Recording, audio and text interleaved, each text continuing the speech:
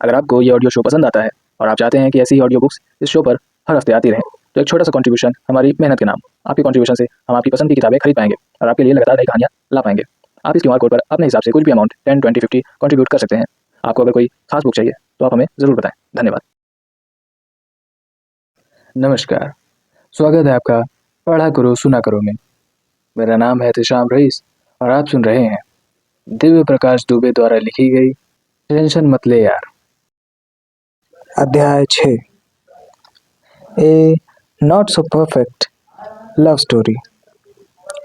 तुम्हारे घर के कभी न पूरे होने वाले 150 काम और मेरे घर के आधे बचे हुए 100 काम, कुल 250 शब्द के रिश्ते में जो 2 लोग छुप सकते थे, अब 250 कामों में खोए हुए हैं। तुमसे बात होते ही इतनी शिकायतें याद आने लगती हैं, उस शहर से जिसने सब कुछ देकर बहुत कुछ छीन लिया, उस छत पर जिसे जितना भी समेट ले। उम्मीद भी कैसी कि एक दिन लौट के जाएंगे हम घर की उस छत पर जिसे जितना भी समेट लें, हर बार आसमान और पहाड़ वाली सीनरी जैसी नई हो जाती है। बात होते मेरा भूल ही जाना कि हमारी शादी एक दूसरे से नहीं हुई। अपनी शादियों को भी ऐसे याद करना जैसे 250 में से एक काम हो। बड़ी बड़ी शिकायतों के बीच एक छोटी सी बात हर बार रह जाती है कि मिले हुए बहुत दिन हो गए, जल्दी मिलते हैं। बढ़िया ही हुआ हमारी शादी नहीं हुई। इतने करीब से तुमसे बस लड़ा जा सकता है और बचे हुए समय में शिकायतें इकट्ठा की जा सकती हैं। सामने वाली छत पर पतंग गिर जाए, इस उम्मीद में धरती के सारे कागजों को शर्म से अपना रंग बदल कर अलग अलग रंग की पतंग बन जाना चाहिए।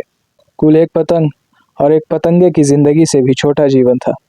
कभी फुर्सत हो तब मिलने आना। दुनिया एक जादू है। ये पहली बार तब समझ में आता है जब पहला प्यार होता है। एक लड़के और लड़की के रिश्ते से रहस्यमयी जादुई कुछ भी नहीं होता। ठीक इस पल में दुनिया के किसी कोने में कोई बच्चा पहली बार धूप को छूकर जीवन के चमत्कार को महसूस कर रहा होगा। ठीक इस पल दुनिया के किसी कोने में कोई 2 लोग एक दूसरे को पहली बार इंसान नहीं बल्कि नदी मानकर एक दूसरे में उतरने से पहले घबरा रहे होंगे। ठीक इस पल कहीं सूरज डूब रहा होगा और शाम जाते जाते एक उदास परत से रात को छुपाने की कोशिश कर रही होगी। ठीक इस पल लाखों साल पुरानी पड़ चुकी इस दुनिया को कोई 2 लोग प्यार में पड़कर नया कर रहे होंगे। ठीक इस पल कितना कुछ हो रहा होगा। जब हम प्यार में होते हैं या प्यार की बात में होते हैं, तब हम पहली बार अपने आप को सवाल किए बिना बदलने की सोचते हैं। हम अपने जीवन की चाबी दूसरे के हाथ में सौंपते हैं।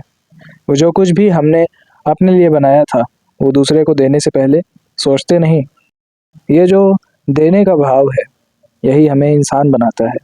अगर आप हमारे पूरे एजुकेशन सिस्टम को देखिए तो वह हमें इस बात के लिए तैयार कर रहा है कि हम नौकरी कर पाएँ। अब तो इंजीनियरिंग कॉलेज में लोग प्लेसमेंट वाले ऑफिसर को बताने भी लगे हैं कि हमारे पास जो रिसोर्स हैं, जो स्टूडेंट हैं, वो इंडस्ट्री रेडी हैं। सारी पढ़ाई आपको इस बात के लिए तैयार करती है कि आपको एक बॉक्स में बांटा जा सके। इन सब के बीच में जब हमें ज़िंदगी में तय रास्तों पर चलने की आदत हो जाती है, तब प्यार वो पहली बात है जो हमें विद्रोह करना सिखाता है। प्यार हमारे बने बनाए रास्तों को ध्वस्त कर देता है। हम अपने दिमाग को तो बचपन से ट्रेन करते हैं, लेकिन प्यार के लिए कभी अपने आप को ट्रेन नहीं करते हैं। हमारा बाकी सिस्टम हमें इस बात के लिए तैयार कर रहा है कि हम हर चीज़ परफेक्टली कैसे करें, 10 on 10। लेकिन जब प्यार आता है तो हमारी हर परफेक्ट फोटो को तोड़ देता है। प्यार का काम ही तोड़ने का है। प्यार में तोड़ना क्या है? जो हमारी धारणाएं हैं, जो हमारे फंडे हैं, जो हमारे मन की परत पर धूल इकट्ठा है, उसको तोड़ दो। अगर प्यार आपको नया नहीं कर रहा है, तो वो जो कुछ भी हो, प्यार नहीं है। दिक्कत यहीं से शुरू होती है। हमारे पास अब हर चीज़ का टेम्पलेट है। अगर प्यार करना है तो कैसे घुटने टेक कर प्रपोज करना है, जैसे कि किसी फलाना फिल्म में किसी ने किसी को किया था। अगर शादी तय हो गई तो प्री वेडिंग शूट करना है तो कैसे करना है? कैसे प्यार के हर मोमेंट को परफेक्ट बनाना है? हमारी परफेक्ट की परिभाषा इतनी घिसी पिटी है कि उसको टूट ही जाना चाहिए। इसीलिए प्यार में हर साल उतने लोग असफल होते हैं जितना कि दुनिया भर के इम्तिहानों में लोग नहीं होते होंगे। हम अपने प्रेमी के साथ कहीं गए थे। कैसे फ़ोटो खिंचवानी है, क्या करना है। हर एक चीज़ की इतनी रील्स और इतनी जानकारी है कि हम ये ढूंढ ही नहीं पाते कि हमारा तरीका क्या था। धीरे धीरे रील की नकल की रील बनाना ही हमारा परफेक्ट होता जाता है। आपको एक कॉलेज का किस्सा सुनाता हूँ। चूँकि मैंने प्राइवेट कॉलेज से बीटेक किया तो हमेशा एक कोशिश ये रहती थी कि कुछ 1-2 इवेंट से पार्टिसिपेट कर लिया जाए और 1-2 सर्टिफिकेट ले लिए जाएँ जो रिज्यूमे में लिखने के काम आए। उस समय पंतनगर एग्रीकल्चर यूनिवर्सिटी में एक फेस्ट हुआ। करीब 30 कॉलेज से बच्चे वहाँ अलग अलग इवेंट में पार्टिसिपेट करने आए। मैंने इसलिए भी पार्टिसिपेट किया कि चलो कुछ और नहीं तो एक सर्टिफिकेट मिल जाएगा। वहाँ पर एक पर्सनालिटी टेस्ट हुआ। उस पर्सनालिटी टेस्ट में बहुत सारे सवाल थे। इस टाइप के कई सवाल जैसे कि अगर आपको किसी आइलैंड पर एक लड़की के साथ अकेले छोड़ दिया जाए तो आप क्या करेंगे। आप एक बस स्टॉप पर अपनी कार में अपने दोस्त के साथ हैं। बस स्टॉप पर एक बूढ़ी औरत है और ऐश्वर्या राय है। शहर दूर है, बहुत ज़ोर से बारिश हो रही है, कार में केवल 2 लोग ही जा सकते हैं, आप क्या करेंगे। इस सवाल का पॉलिटिकली करेक्ट जवाब तो ये था कि मैं अपने दोस्त को बोलूँगा कि मैं बूढ़ी दादी को लेकर जा रहा हूँ, वो ऐश्वर्या राय के साथ बस स्टैंड पर अगली बस का वेट करे। जिन्होंने भी ये जवाब लिखा था वो लोग शॉर्टलिस्ट नहीं हुए थे। आप भी जवाब देते तो अपने दोस्त को बोलते, भाई ऐसा है कि तू कहाँ परेशान होगा, तो दादी को लेकर चल, मैं ऐश्वर्या जी के साथ बस स्टैंड पर हूँ। यहाँ बस स्टैंड पर मच्छर भी हैं, तू कहाँ परेशान होगा। रिटन टेस्ट में 30 कॉलेज के 10 लोग शॉर्टलिस्ट हुए। 10 में से 9 लोग पंतनगर के ही थे। बाहर के कॉलेज से बस मैं शॉर्टलिस्ट हुआ। अगले राउंड में स्टेज पर बुलाकर सवाल पूछे जाने थे। मुझसे पूछा गया कि मान लीजिए आप एक टिपिकल साउथ इंडियन ब्राह्मण फैमिली से हैं और आप अपनी शादी की बात करने के लिए अपनी क्रिश्चियन गर्लफ्रेंड को लेकर घर आए हैं। आपकी क्रिश्चियन गर्लफ्रेंड को देखकर आपकी माँ नाराज़ होकर कमरे से बाहर चली जाती है। अब आप अपने पापा को क्या बोलेंगे। बहुत ही प्रैक्टिकल सिचुएशन है जो आज भी नहीं बदली। मैंने इसका जवाब जोश में आकर दिया, पापा जी देखिए ऐसा है, जो हिंदू धर्म है ना बहुत ही इंक्लूसिव है और वो क्रिश्चियन हुई तो क्या हुआ, आखिर वो एक इंसान है। मैंने हिंदू धर्म की अच्छाई पर 3 मिनट तक भाषण दे दिया। ताली बज गई, लेकिन फर्स्ट प्राइज़ नहीं मिला। जिस लड़के को उस दिन फर्स्ट प्राइज़ मिला उसका जवाब मैं आपको बता देता हूँ, शायद आपके काम आ जाए। उस लड़के ने कहा कि पापा जी मम्मी नाराज़ होकर कमरे से चली गई हैं, चलिए पहले हम उनको मनाकर ले आते हैं, शादी की बात बाद में कर लेंगे। मैं धर्म में अटका रह गया और उस हाइपोथेटिकल सिचुएशन में अपनी माँ की नाराज़गी का नहीं सोचा। हम बड़े बड़े सवालों के जवाब बड़े बड़े सोचते हैं, जबकि ज़्यादातर चीज़ों के जवाब बहुत आसान हैं और कहानियाँ हमें यही सिखाती हैं कि हम आसान होकर सोचें। हमारे चले गए रास्ते भी यही बताते हैं कि हम अपने आप के बारे में आसान होकर सोचें। हम अपने आप को इतना महान न बना लें कि भ्रम हो जाए कि ये दुनिया हमारे ही होने की वजह से है। हम सब की जब लाइफ परफेक्ट नहीं है तो लव स्टोरी भी नहीं होगी। बस यही बात अपने आप को बार बार याद दिलानी पड़ती है। प्यार से लेकर दोस्ती का कोई भी रिश्ता इसलिए थोड़े चलता है कि हमने अच्छा और बुरा समय साथ काटा है। अगर आप ध्यान से देखें तो रिश्ते ज़िद से चलते हैं। हम सोच लेते हैं कि हमें चलाने हैं इसलिए चलते हैं, वरना हर चीज़ से इंसान थक जाता है। हमें प्यार पाने के बाद भी मेहनत करनी है, ये बात हम सीख नहीं पाते। हमारी फिल्में वहीं ख़त्म हो जाती हैं जहाँ हीरो हीरोइन से मिलता है। असल में कहानी वहाँ से शुरू होती है जहाँ से कहानी का दी एंड होता है। प्यार समय के साथ बने बनाए फॉर्मेट को तोड़ता रहता है, इसलिए साल में केवल एक बार मिलकर भी आप प्यार में हो सकते हैं और किसी के साथ रोज़ दिन रात रहकर भी प्यार के लिए तरसते रह सकते हैं। प्यार को भी हमें कॉम्पिटिटिव एग्ज़ाम के जैसे लेना चाहिए। ये नहीं कि पहले अटेम्प्ट में फ़ेल हो गए तो ये मान लिया कि अब प्यार कभी होगा ही नहीं। प्यार केवल एक बार होता है जैसी बातें फिल्मों में भी अब अच्छी नहीं लगती। प्यार तब होता है जब हम मुखौटे उतार के रख देते हैं। हम इतना आसान हो पाते हैं जैसे सांस लेना। जिस पहले आदमी ने कहा होगा कि मैं तुम्हारे लिए चांद तारे तोड़ लाऊंगा, उसने प्यार का सबसे बड़ा नुकसान किया। प्यार में चांद तारे तोड़ने जैसे इम्पॉसिबल और वाहियात वादे करने से ज़्यादा बड़ा झूठ क्या होगा। इन सारी चीज़ों ने ऐसा माहौल बना दिया कि हर इंसान प्रेशर में है कि प्यार में कुछ न कुछ करना ही है। मेरी एक दोस्त से मैंने पूछा कि तुम्हारे हिसाब से प्यार क्या है। उसने कहा प्यार आदत है। एक और दोस्त से पूछा कि तुम्हारे हिसाब से प्यार क्या है। उसने कहा, प्यार मतलब भरोसा। अगर कभी कोई सर्वे हो और दुनिया भर के लोगों से पूछा जाए कि प्यार क्या है, तो उन सबकी परिभाषा अलग होगी। बात यह है कि हम किसी और की परिभाषा में ना फंस जाएं। इसलिए हमारी प्यार की कहानी अक्सर परफेक्ट नहीं होती। एक दोस्त ने यह भी कहा, प्यार इंतज़ार है। मुझसे अब कोई पूछे तो मैं बोलूँगा कि प्यार फैंटेसी है। प्यार जैसा नहीं होता वैसा ही हमें चाहिए होता है। रियल लाइफ का प्यार इतना क्लैशी हो गया है कि अब प्यार शायद केवल किताबों में मिल सकता है। प्यार ऐसा होना चाहिए कि जिसको हम एक राज की तरह रख सकें और कभी बताएं भी तो कोई विश्वास ना करे। हो सकता है मेरी ये परिभाषा कल को बदल जाए। हो सकता है कि आप इस परिभाषा को अपना बना लें। प्यार में ये तोड़ फोड़ बेचैनी ज़रूरी है, और क्या पता प्यार आसमान ज़मीन और पानी जैसा आसान होता हो। तुम, प्यार और परिभाषा वगैरह वगैरह। तुम उस दिन पूछ रही थी ना कि तुम सुंदर हो कि नहीं। तुम मुझे बहुत सुंदर लगती हो जब टिप्सी होती हो और ऐसे बातें करती हो जैसे कोई बकवास करता है। जब तुम अपने अंदर के दुख अपनी उंगलियों में उठाकर मेरे हाथ में दे देती हो, तुम सुंदर लगती हो। जब तुम बचपन में लगे चोट के निशान एक एक करके दिखाती हो, तुम सुंदर लगती हो। जब तुम सुबह अपनी नींद तोड़कर छोड़ने के लिए नीचे आती हो, तुम सुंदर लगती हो। तुम सुंदर लगती हो जब तुम उन किताबों की बात करती हो जिनको पढ़कर तुमको रोना आया था। मैं सोचता हूँ कि क्या हमारे जाने के बाद कभी कोई लड़का और लड़की अपनी बुक शेल्फ में हमारी किताब साथ रखकर हमारी बातें करेंगे। तुम सुंदर लगती हो जब तुम दुनिया से अकेले दो दो हाथ करने को तैयार रहती हो। तुम सुंदर लगती हो जब तुम अतरंग क्षणों में भूल जाती हो कि हम दुनिया के किस कोने में खड़े होकर एक दूसरे के दुख को बहने का रास्ता दे रहे हैं। तुम सुंदर लगती हो क्योंकि तुम्हें ये पूछने की ज़रूरत नहीं कि तुम सुंदर हो या नहीं। जब मैं तुम्हारे साथ होता हूँ तो भूल जाता हूँ कि प्यार जैसा कोई शब्द है, समय जैसी कोई चीज़ है, और दुनिया में कोई मरता भी है। प्यार ख्याल है शायद। प्यार के बारे में सबसे सही शब्द शायद है, क्योंकि पहले इंसान से लेकर इस दुनिया के आखिरी इंसान तक इसकी कोई भी परिभाषा पूरी नहीं पड़ेगी। हम अपने अपने हिस्से का अंदाज़ा लगाकर चले जाएंगे। ऐसा ही एक दिन फ्लाइट में एक लविंग कपल को देखकर आए हुए कुछ फुटकर ख्याल। कुछ देर में किसी शहर में लैंड करने वाला हूँ।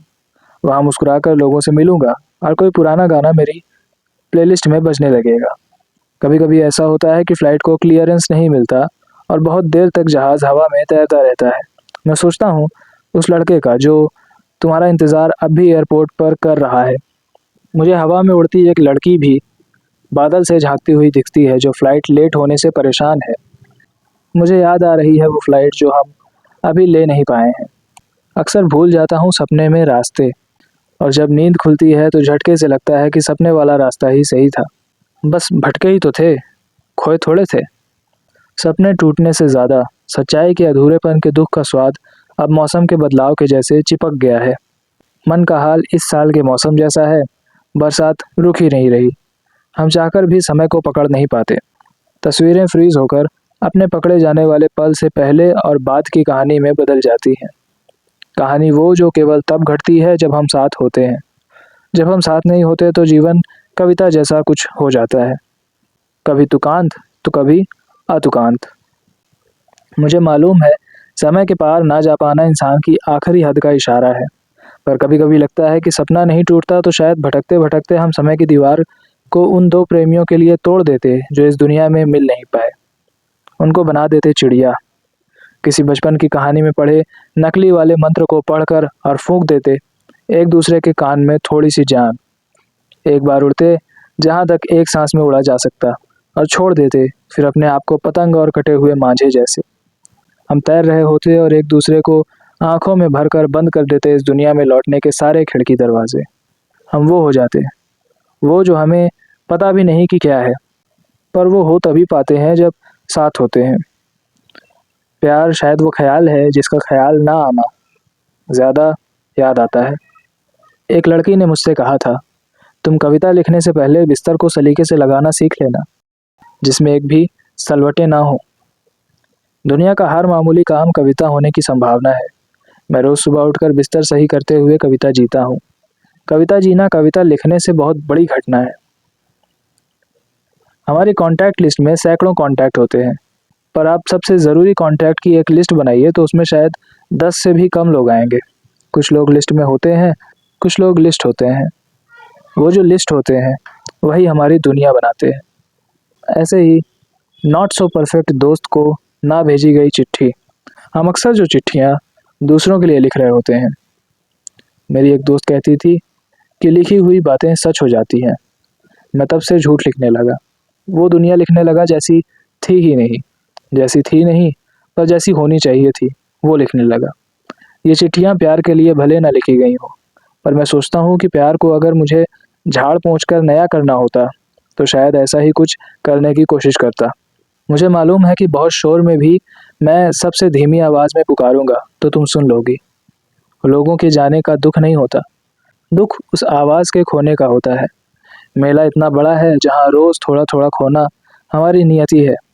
मैं एक नई दुनिया में बस किताबी कहानियों के साथ, बिखरे हुए कागज़ों के साथ, जिनसे फूल सी खुशबू आती हो। मैं चाहता हूँ तुम अपनी वो दुनिया ढूंढ लो। इमोशनल होने के अपने नुकसान हैं, अपने फ़ायदे हैं। इमोशनल होने में एक ज़िद बची रहती है कि जैसे ये दुनिया है उससे हमारा काम नहीं चल पाएगा, इसलिए एक नई काल्पनिक दुनिया का सोचना ही उस दुनिया की तरफ बढ़ा पहला कदम होता है। तुम अपनी असली काल्पनिक दुनिया जल्द से जल्द पा जाओ, वही दुनिया जिसका ख्याल तुमको पहली फुर्सत में सबसे पहले आता है। हम जितनी देर सफ़र में होते हैं मंजिल तक पहुंचने की जल्दी बढ़ती जाती है। जैसे बच्चे कहीं के लिए चलते ही पूछने लगते हैं कब आएगा। यही सवाल मेरा भी है, तुम अब थक कर सुस्ता कर कब बैठोगी। मुझे नहीं देनी तुम्हें हिम्मत, मैं नहीं देना चाहता दाद कि वाह तुम लड़ो, पर मेरे ऐसे सोचने से क्या, ना तुम्हारी लड़ाइयाँ बंद होंगी ना मेरा समझाना। तुम नहीं समझोगी फिर भी, तुम फिर गलतियाँ करोगी फिर भी, तुम नहीं थकोगी फिर भी। तुम कभी लौटी तो मैं तुम्हारे लिए एक गिलास पानी लेकर खड़ा रहूँगा, सवाल या ताने नहीं। बहुत धूप से घर आने पर पहला गिलास पानी जितना ही मेरा साथ है, और वो हमेशा बना रहे। तुम मेरे लिए वही पानी हो। कभी पानी वानी पर मुलाकात होती है। हम ताउम्र अपने पहले चुंबन से मुक्त नहीं हो पाते। उसका स्वाद बना रहता है, जो कि कई बार और गाढ़ा होकर ज़ुबान से चिपक जाता है। हर आखिरी चुंबन में पहले चुंबन का स्वाद रखा होता है। तुम्हें खूबसूरत लगने का पूरा अधिकार है। एक अफवाह पता नहीं किसने फैलाई है कि खूबसूरती देखने वाले की आंख में होती है। वो देखने वाली पहली आंख खुद की होती है। मिस्टर एंड मिस परफेक्ट के नाम चिट्ठी, जो होते भी नहीं, मिले भी नहीं।